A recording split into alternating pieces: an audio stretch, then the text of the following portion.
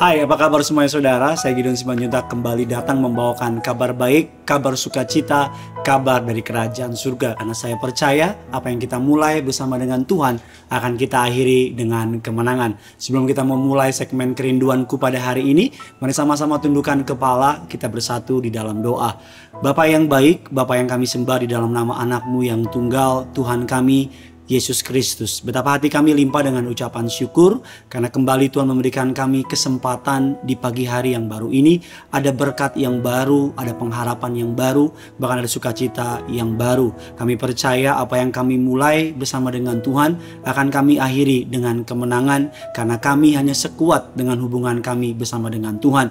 Urapi hamba-Mu agar lidah bibir perkataannya dipakai untuk menyampaikan kabar baik. Setiap telinga yang mendengar nama Tuhan yang dipermuliakan, bahkan setiap mereka yang menonton renungan singkat ini, hari ini menjadi hari yang spesial bagi setiap mereka, hari yang diberkati, hari yang penuh dengan damai sejahtera, hari penuh dengan kemuliaan.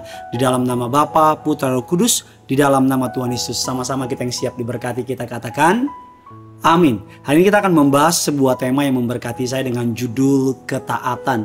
Tahukah saudara, ketaatan adalah penyembahan tertinggi dalam iman kekristenan. Saudara boleh melakukan banyak nubuat, saudara boleh melakukan menyanyi dengan begitu hebat, bahkan boleh memberitakan firman dengan begitu dahsyat, tapi tanpa ketaatan kepada Tuhan, semuanya adalah sia-sia. Alkitab mencatat seorang tokoh yang bernama Simson, seorang yang sangat bertalenta, penuh dengan kekuatan, bahkan hanya dengan rahang keledai kering saja dapat menghancurkan atau membunuh begitu banyak musuh. Tetapi karena ketidaktaatan kepada Tuhan, Simson dapat dikalahkan. Seorang raja yang terkenal namanya Saul, raja yang dipilih oleh Tuhan sendiri. Tetapi karena ketidaktaatannya kepada Tuhan, dia membakar korban bakaran tanpa menanti Nabi Samuel dan ditolak oleh Tuhan. Ini kita akan belajar mengenai tokoh atau mengenai kisah mengenai ketaatan. Alkitab mengatakan ketaatan adalah sumber berkat orang percaya. Ketika kita mau taat, maka Tuhan dapat bergerak dengan sangat hebat, sangat sempurna. Orang biasa, tapi kalau mau taat, dapat dipakai Tuhan luar biasa. Tetapi orang yang luar biasa, yang tidak mau taat, akan menjadi orang yang biasa-biasa saja. Sedikitnya ada 3 kebenaran mengenai ketaatan. Yang pertama, taat karena kasih. Taat bukan karena takut, tapi taat karena kasih. Firman Tuhan mengatakan dalam Injil Matius 26 ayat yang ke-42, lalu ia pergi untuk kedua kalinya dan berdoa. Katanya, ya Bapakku, jikalau cawan ini tidak mungkin lalu, kecuali apabila aku meminumnya, jadilah kehendakmu. Yesus mentaati Bapa di surga bukan karena takut, tapi karena Yesus mengasihi Bapanya di surga.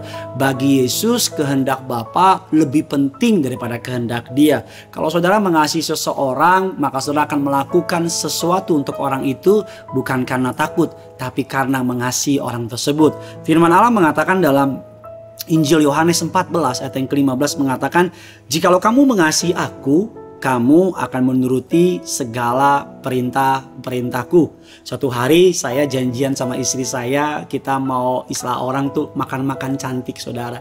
Karena pelayanan saya terlambat dan sebagainya, saya menyetir dengan begitu cepat di kota Jakarta, jalan cukup macet. Saya takut terlambat bukan karena takut dicerewetin sama istri saya, walaupun dia cukup cerewet juga ya saudara ya.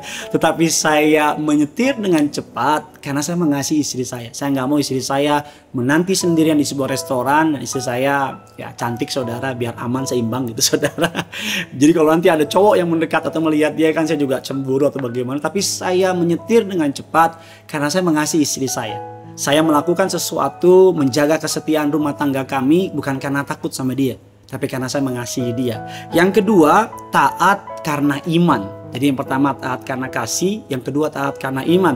Dasar firmannya mengatakan dalam Ibrani 11 ayat yang ke-8 mengatakan, karena iman Abraham taat ketika ia dipanggil untuk berangkat ke negeri yang akan diterimanya menjadi milik pusakanya. Lalu ia berangkat dengan tidak mengetahui tempat yang ia tuju. Bukan tanpa sebab Allah memberikan julukan kepada Abraham, bapa orang beriman. Saudara bayangin suatu malam Abraham di comfort zone-nya, di zona nyamannya, tiba-tiba out of nowhere Tuhan panggil Abraham suruh keluar dari Ur Kasdim. Abraham adalah orang yang paling kaya di Ur Kasdim, keluar ke sebuah tempat yang Abraham tidak tahu sama sekali di mana tujuan. Saya suka respon Abraham. Abraham tidak bertanya kemana. Abraham tidak menunda-nunda. Alkitab mencatat keesokan harinya, pagi-pagi benar Abraham meninggalkan tempat kediamannya. Alkitab katakan Abraham taat karena iman. Hari ini apapun yang Tuhan suruh sama saudara, melepaskan hubungan yang salah, melepaskan bisnis yang salah, atau bergabung dalam pelayanan. Mungkin sebagai manusia engkau merasa, Tuhan saya mengasihi dia. Tuhan bisnis ini cuan banget. Oh Tuhan saya nggak mampu melakukan ini. Mari belajar taat. Karena iman. Karena saya percaya kalau Tuhan yang memberikan perintah, Tuhan akan menolong kita. Bagian kita percaya. Bagian Tuhan bertanggung jawab kepada janjinya. Bagian kita melangkah dengan iman. Bagian Tuhan akan membela iman kita.